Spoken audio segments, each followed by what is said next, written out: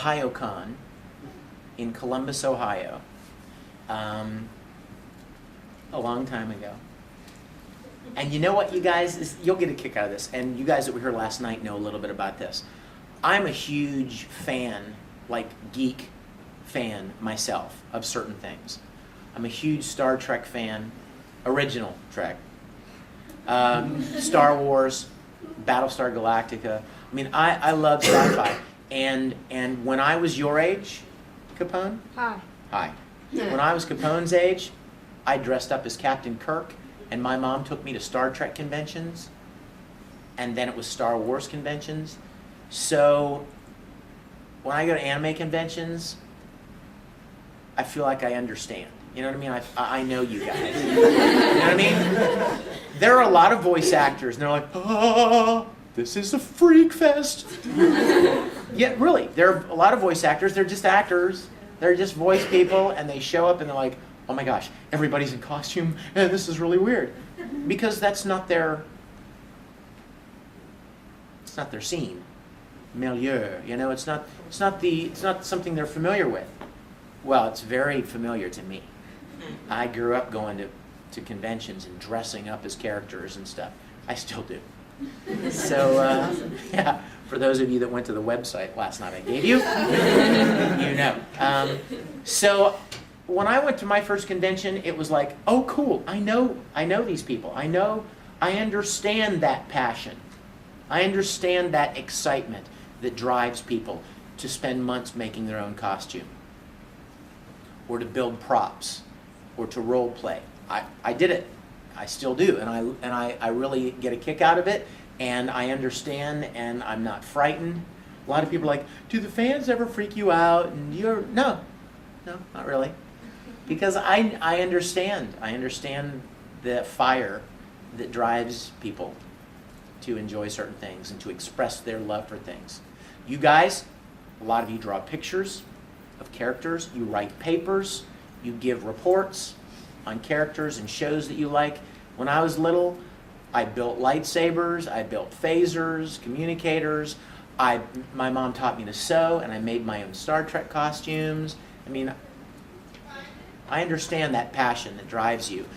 Whatever your talents are, you know, you express your love for something with your talents, whether it's singing or writing music or painting or drawing or writing stories, whatever it is. Yeah. How do you feel like when you see someone dressed as a character you voice? I love it.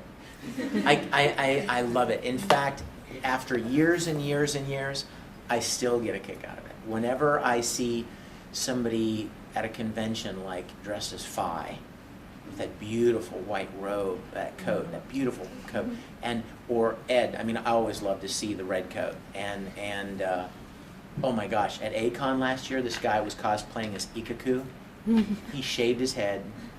He had the red, you know, the red mascara, whatever it is, and he had like no shirt on, and he had this huge, his weapon, and he's posing, and I was totally geeking out. I was like, can I get a picture with you? I was loving it. I was loving it. In fact, I will confess, as much as I love my hair, and it's probably pretty obvious that I do, I actually toyed with shaving my head just for fun to do Ikaku. Just for fun. Just to show up at a convention bald. You know, and like do the red thing and like... But then I thought better of it. Trust me, you're glad I did. Yes? Are there any projects coming down the pipe that you... Oh, yes there are. Are there projects coming down the pipe that I'd like to talk about? Yes. Are there projects coming down the pipe that I'm allowed to talk about? No. I'll tell you what I'm working on right now. I'm working on Wallflower. Great show. I'm working on Gurren Lagann. I'm working on Red Garden. I'm working on Pumpkin Scissors. I'm working on Shuffle. I'm working on, I think Xenosaga still. I just did the newest Soul Calibur game. I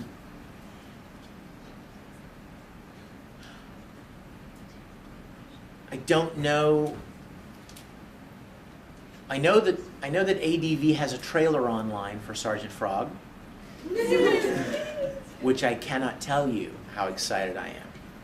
I wanted to be in that show a year. Remember the Anime Awards, American Anime Awards last year? You guys, any of you follow that back in New York a year ago?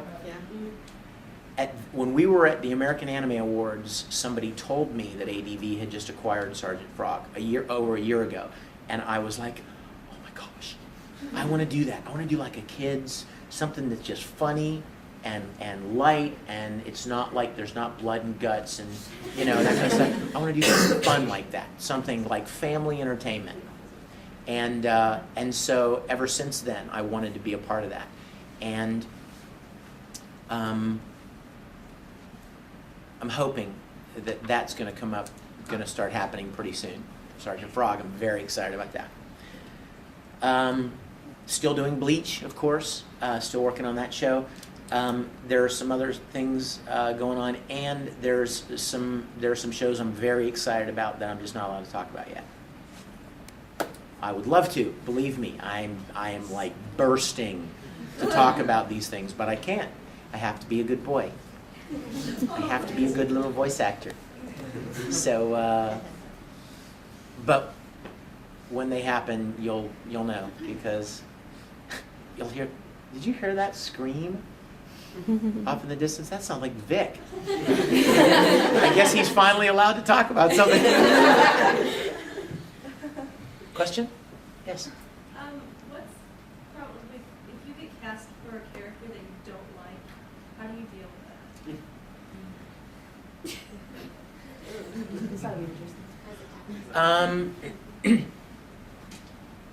I can honestly say I can't think of any characters that I've played that I've been cast as that I don't like. There are certainly characters that I would rather play in a show, but what you do as an actor is you just learn to like the character you're playing. You find something about that character that you enjoy. I think that you guys as viewers, I think you're able to identify when an actor really is enjoying the role he's playing. I think it's very subtle. And remember how we talked last night about certain little subtleties that you can't quite put your finger on, but you just know it's wrong, or you just know something's not right? I think this is another one of those subtleties. When an actor really loves what he's doing, I think it comes through in his performance. And it may be nothing you can actually put your finger on, but you just know he's given it 110%. And conversely, I think you know when an actor's just getting a paycheck.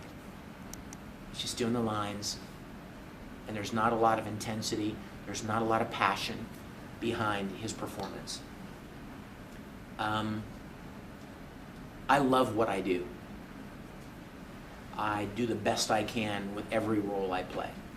And it has nothing to do with what I'm paid. Because something inside me goes, you know what? 50 years from now, your performance is still going to be on this disc. Whatever you do right now is going to be recorded, and it's forever going to be this way when people buy this show. So it better be good. And I feel so strongly about that there are some directors like Mike or Colleen from Full Metal or David Williams from Dean Angel or anybody that I've ever worked with who would tell you that I actually get annoying occasionally because I'll do a performance of a line that the director will be fine with, they want to move on, and I want to do it again because I feel like I can make it better. Or I'll hear something in my mind, and I'll do it. And you know what I like to do? This is a little thing I like to do. If I'm in the booth recording and I'll do a line, I'll do the line like a particular inflection, performance of the line, and then there's a particular amount of time where the engineer is moving the line around and syncing it up and making sure that it fits and everything. While he's doing that, I'm in the booth and the mic, of course, is still live. I'm doing the line over and over with different reads out loud. For myself to hear maybe different ideas, but more than that, to give the director options. I can't tell you how many times the director would go, oh wait, do that, right now, go. I like that.